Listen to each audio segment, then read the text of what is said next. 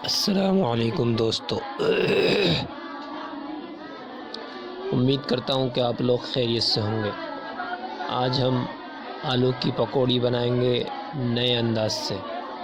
देखें, आलू काट कर रखे हुए हैं और ये दूसरी कटोरी में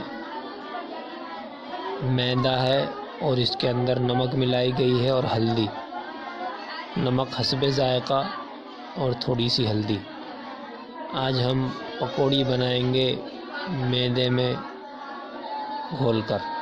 इस मैदे को पानी के ज़रिए घोल लिया जाएगा और घोलने के बाद इसमें आलू जो कटे हुए रखे हैं उनको जो है घोल घोल कर डाल कर और लगा कर इसको जो है तेल के अंदर डाला जाएगा।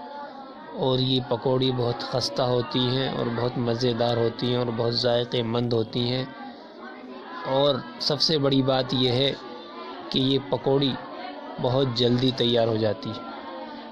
अगर भूख तेज़ लग रही हो तो इन पकौड़ियों को आप 5 मिनट के अंदर बनाकर खा सकते हैं। ये पकौड़ियाँ बहुत जल्द तैयार हो जाती हैं। देखें, ये पकौड़ी फ्राई हो रही है, कितनी शानदार देखने में लग रही है और खाने में भी इतनी शानदार लगती है जितनी देखने में लग रही है।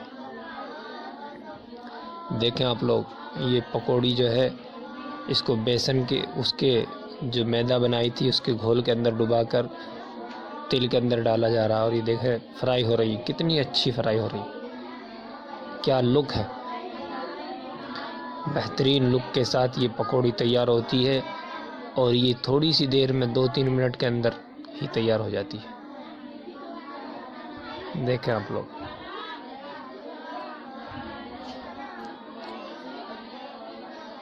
आलू काटें और थोड़ा सा मैदा, उसमें हल्दी, थोड़ी सी नमक मिलाकर और झटपट बनाकर खाएं।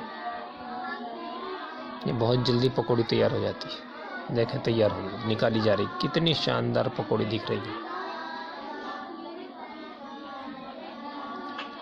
इसमें आलू, एक बात का ख्याल रखें कि आलू पतले काटें। मोटे अगर आलू काटेंगे तो वो गलेंगे नहीं, कच्चे रह जाएंगे। इसलिए जितने पतले आलू काट सकें इतने पतले आलू काटें। जितने आलू पतले होंगे उतनी ही जल्दी तैयार हो जाएगी। देखें आप लोग, कितनी अच्छी पकौड़ी तैयार हुई है।